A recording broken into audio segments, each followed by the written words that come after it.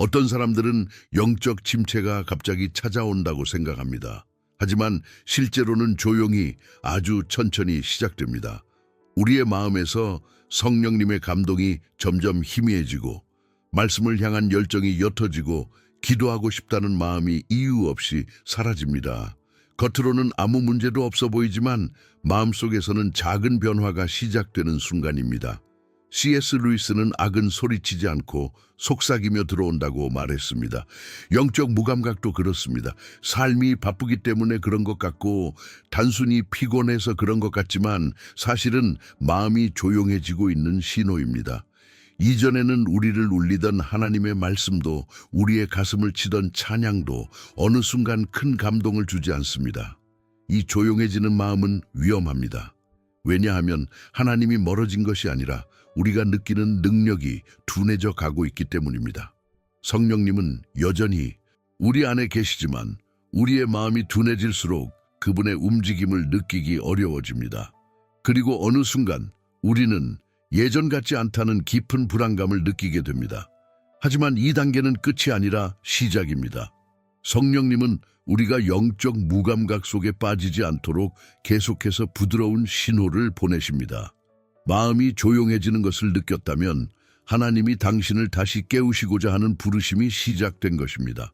이때 중요한 것은 두려워하는 것이 아니라 다시 그분께 귀 기울이기 시작하는 것입니다. 성령님의 음성은 대부분 크고 강렬한 외침이 아닙니다. 오히려 마음 깊은 곳에서 미세한 울림처럼 들립니다. 그래서 많은 사람들이 그분의 음성을 듣지 못하는 것이 아니라 듣고 있음에도 불구하고 너무 작은 소리라고 생각해 무시해버립니다. 성령님은 늘 부드럽고 친절하고 강요하지 않는 방식으로 다가오십니다. 루이스는 하나님이 강제로 우리를 끌어당기시는 분이 아니라 초대하시는 분이라고 말했습니다. 성령님은 우리의 양심, 생각, 감정, 그리고 일상의 작은 순간들을 통해 말씀하십니다. 지금 멈춰라, 이것을 그만해라, 저 사람을 용서해라, 기도해라. 이런 단순한 감동이 사실은 하나님께서 우리를 돌이키시는 첫걸음입니다. 문제는 우리가 그 음성을 들을 때 종종 불편해진다는 것입니다. 왜냐하면 성령님의 음성은 우리의 죄의 태도, 마음의 상태를 정직하게 보게 하기 때문입니다. 그래서 우리는 그 작은 음성을 무시하고 합리화하고 바쁨 뒤에 숨으려고 합니다. 지금은 때가 아니야. 나중에 할게. 이 정도는 괜찮아. 그러나 성령님의 음성은 우리가 무시한다고 해서 사라지지 않습니다. 그분은 계속해서 우리를 사랑으로 초대하시고 기다리십니다. 우리가 돌아서기만 하면 언제든지 다시 말씀하실 준비가 되어 있습니다. 이 부드러운 음성에 귀 기울이는 순간 우리의 영적 감각은 다시 깨어나기 시작합니다. 루이스는 인간의 영적 싸움이 외부에서 오는 것이 아니라 대부분 내면에서 시작된다고 강조했습니다. 사람들은 문제의 원인을 환경, 사람, 상황에서 찾지만 실제로 가장 치열한 전쟁은 마음속에서 벌어집니다.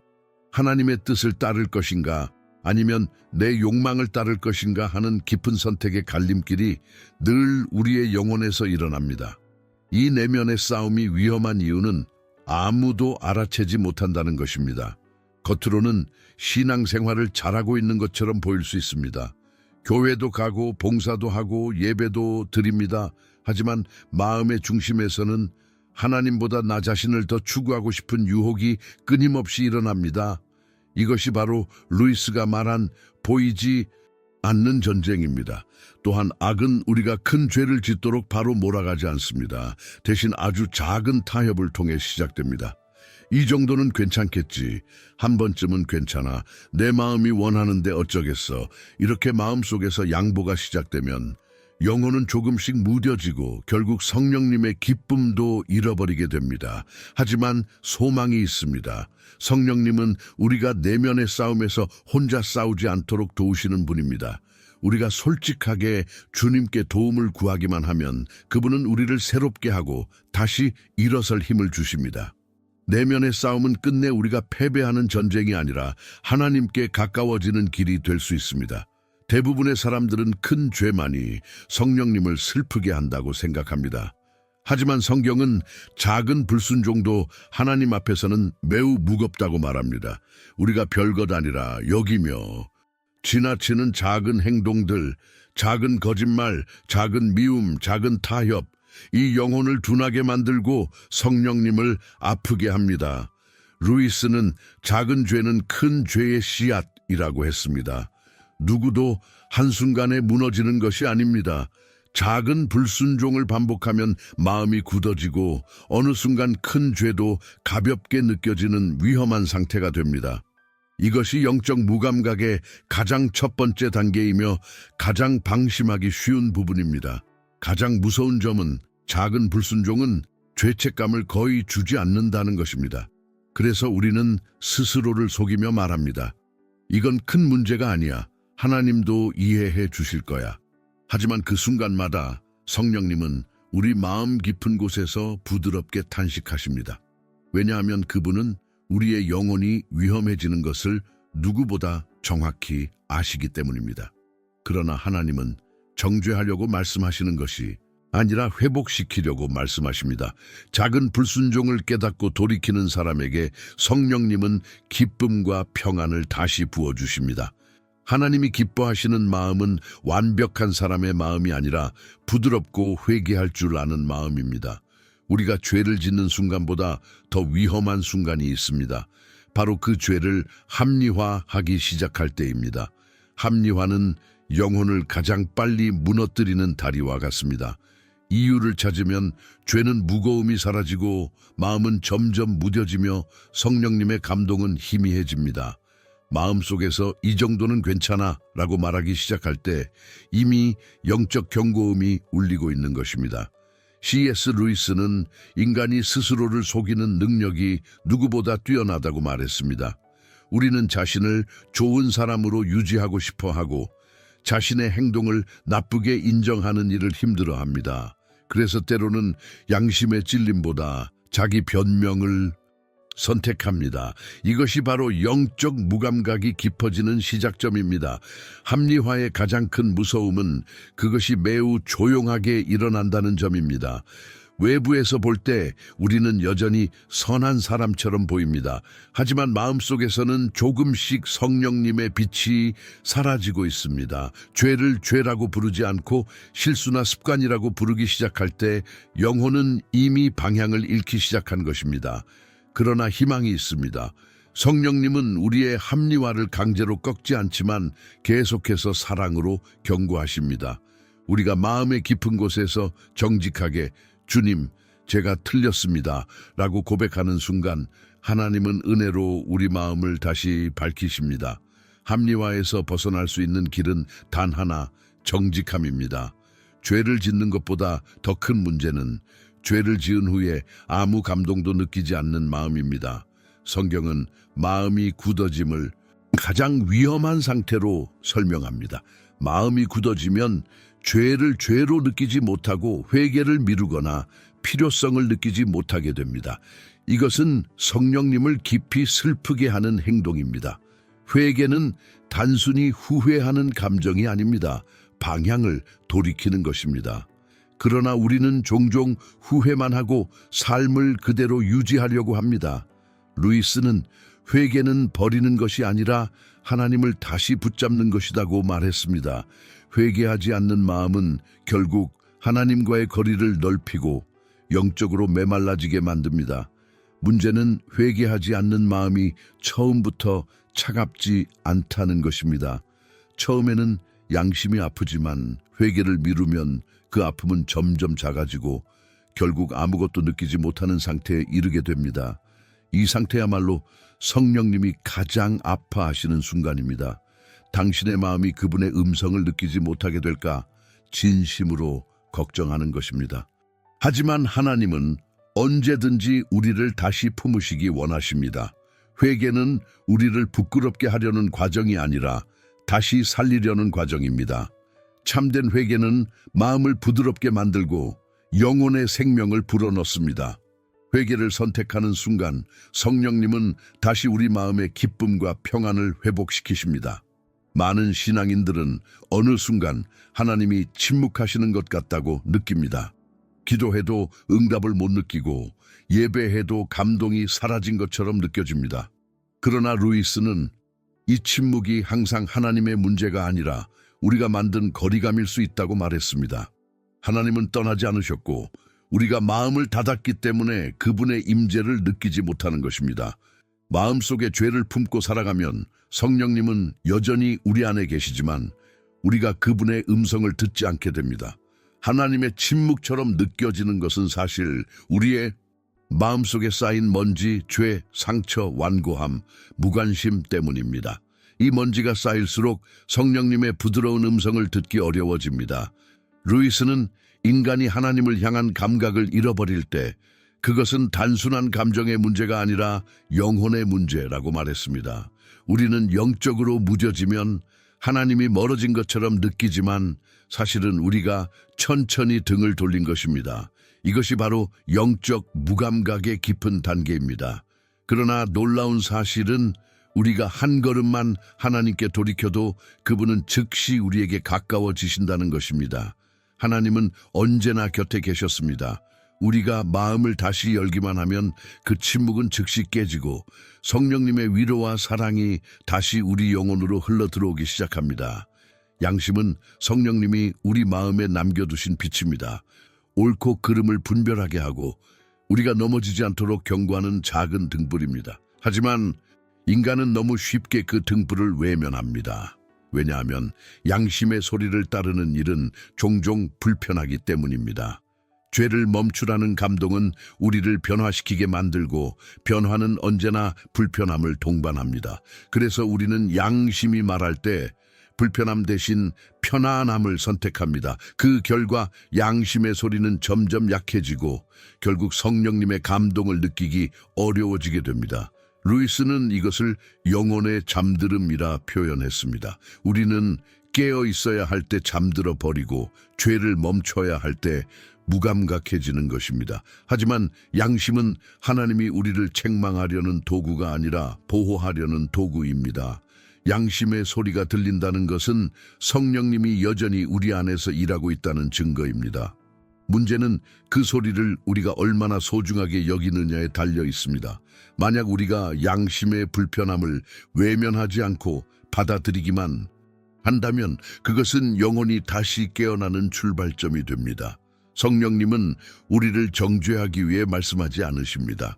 우리를 살리고 보호하시고 하나님께 더 가까워지게 하기 위해 말씀하십니다. 양심의 소리를 들을 때마다 우리는 하나님의 초대를 듣고 있는 것입니다.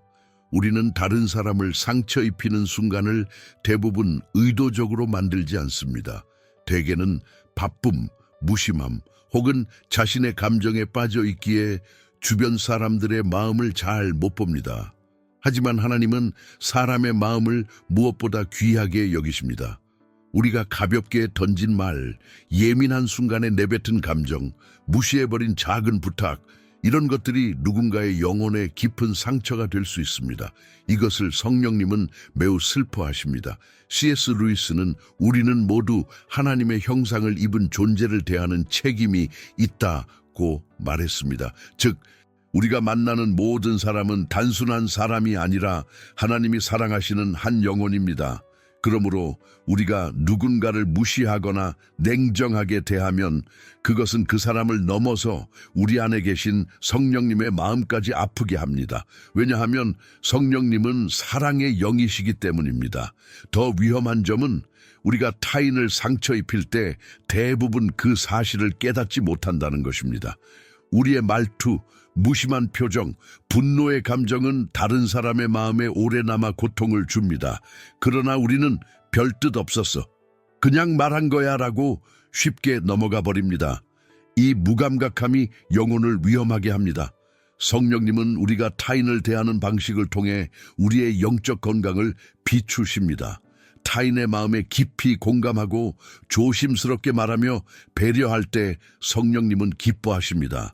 반대로 우리가 무심함을 선택할 때 그분은 우리 마음이 점점 사랑을 잃어간다는 사실을 슬퍼하십니다. 희망은 단순합니다. 우리가 타인을 향해 더 따뜻해지기로 결심하는 순간 성령님은 즉시 우리 안에 사랑을 다시 일으키십니다. 교만은 모든 죄 가운데 가장 조용하고 가장 치명적이며 가장 알아차리기 어려운 죄입니다. 루이스는 이를 황금빛 독 골든 포이즌이라고 불렀습니다.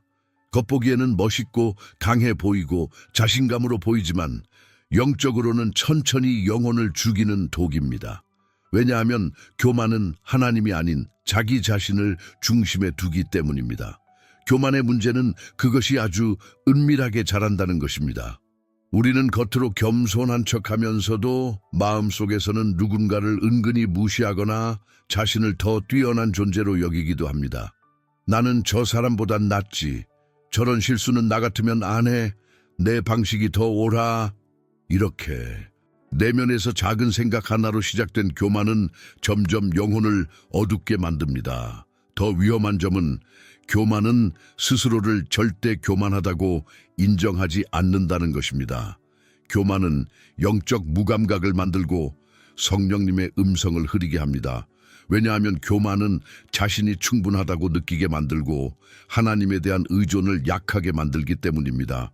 결국 교만은 하나님이 우리에게 흘려보내는 은혜의 통로를 막아버립니다. 그러나 성령님은 우리 마음속 교만의 씨앗이 드러나도록 빛을 비추십니다. 고통스러운 순간이 올 때, 실패할 때, 우리의 한계가 보일 때, 이 순간들은 부끄러움이 아니라 은혜입니다. 왜냐하면 하나님은 교만을 깨뜨릴 때 우리를 다시 살리시기 때문입니다.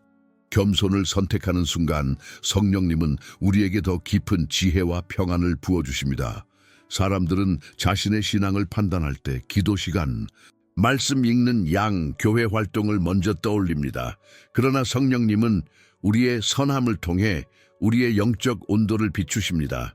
선함은 단순히 착한 행동을 넘어 성령님이 우리 안에 계시다는 증거이기 때문입니다. 마음이 차가워지면 선함도 사라지고 마음이 따뜻해지면 선함은 자연스럽게 흘러나옵니다. 루이스는 선함을 영혼의 향기라고 표현했습니다. 향기는 숨길 수 없습니다. 가까이 있는 사람들은 반드시 느끼게 됩니다. 우리의 말이 부드러운지, 우리의 반응이 따뜻한지, 우리의 선택이 사랑을 기반으로 하는지, 이런 것들은 모두 성령님의 임재가 우리 안에서 작동하고 있다는 증거입니다.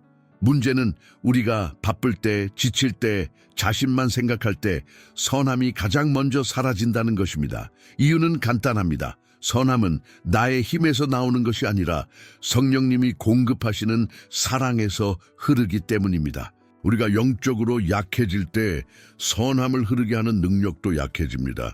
그러나 우리가 다시 성령님께 마음을 열면 잃어버린 선함은 즉시 회복됩니다. 놀랍게도 하나님은 우리를 정죄하지 않으시고 다시 사랑을 흘려보낼 수 있도록 은혜를 부어주십니다. 타인을 향한 민감함은 억지로 만드는 것이 아니라 성령님이 우리 안에서 살아 움직이실 때 자연스럽게 나타나는 열매입니다. 우리는 종종 영적 피로를 단순히 기분이나 감정 문제라고 생각합니다. 하지만 영적 피로는 사실 매우 위험한 신호입니다. 피로가 깊어지면 영혼은 무거워지고 무거워지면 하나님의 임재를 느끼는 능력이 둔해지고 결국 하나님과의 관계에 보이지 않는 벽이 생기기 시작합니다. 영적 피로는 주로 우리의 마음이 하나님과 멀어질 때 찾아옵니다. 기도는 버거워지고 말씀은 와닿지 않고 예배는 습관이 되고 찬양도 감동이 사라집니다. 이 모든 것은 하나님이 멀어지신 것이 아니라 우리의 마음이 지쳐 더 이상 그분을 향해 열리지 않기 때문입니다. 루이스는 이것을 피로가 영혼의 문을 닫는다고 했습니다. 영적 피로의 무서운 점은 피로가 죄의 문을 연다는 것입니다. 영혼이 지치면 쉽게 유혹에 흔들리고 쉽게 화를 내고 쉽게 방종해집니다. 성령님의 음성은 점점 약해지고 결국 아무것도 느껴지지 않는 위험한 상태에 빠질 수 있습니다. 이것이 영적 무감각의 가장 깊은 단계입니다. 그러나 성령님은 우리의 피로를 누구보다 잘 알고 계십니다. 그분은 우리의 지친 마음을 비난하지 않으시고 오히려 휴식으로 초대하십니다. 피로한 영혼이 회복되는 길은 단순합니다. 다시 하나님께 마음을 여는 것입니다. 성령님은 우리가 한 걸음만 그분께 돌이켜도 즉시 우리 영혼에 새 힘을 부어주십니다. 성령님은 우리를 향해 언제나 부드럽게 초대하십니다. 기도하라는 감동, 말씀을 읽으라는 마음, 누군가를 용서하라는 속삭임, 혹은 하나님께 돌아오라는 깊은 울림. 그러나 많은 사람들은 이 초대를 언젠가라고 미루거나 이 지금은 아니야라고 외면합니다. 이 거절의 반복이 성령님을 가장 깊이 슬프게 하는 행동 중 하나입니다. C.S. 루이스는 하나님의 초대는 인간을 얽매기려는 것이 아니라 살리려는 것이라고 말했습니다. 하나님은 우리를 강제로 이끄는 분이 아니며 선택의 자유를 존중하십니다.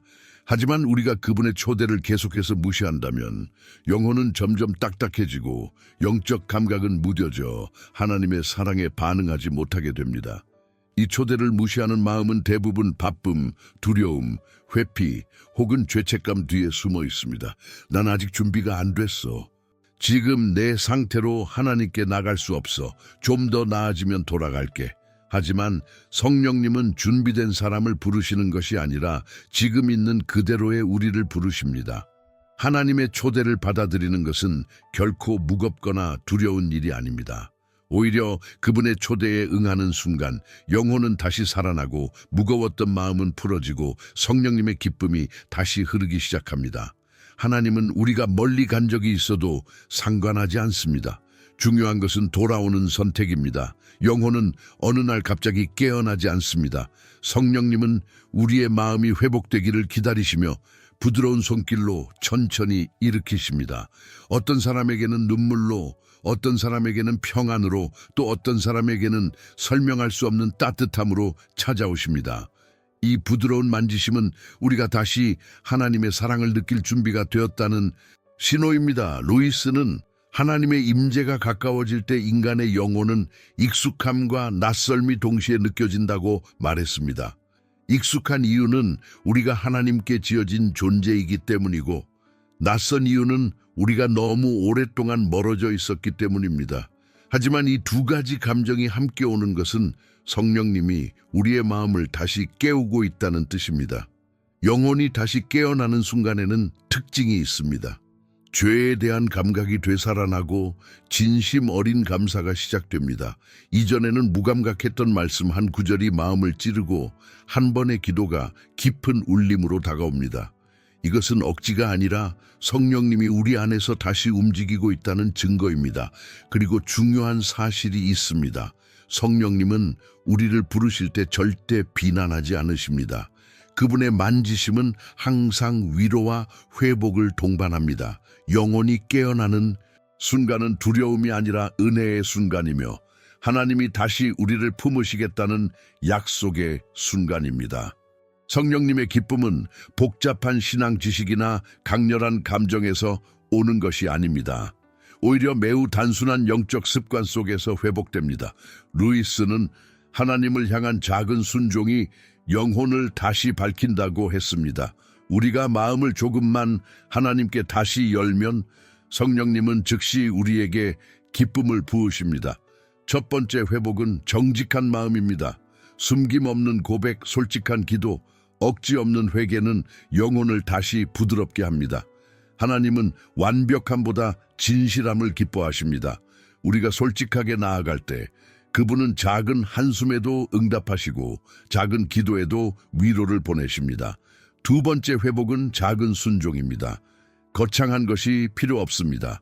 하루 9분 말씀을 읽는 것, 짧은 기도라도 꾸준히 하는 것, 누군가에게 친절을 베푸는 것, 잘못한 사람을 용서하려는 시도, 이런 작은 순종이 영혼의 문을 다시 열고 성령님이 일하시는 길을 만들어줍니다.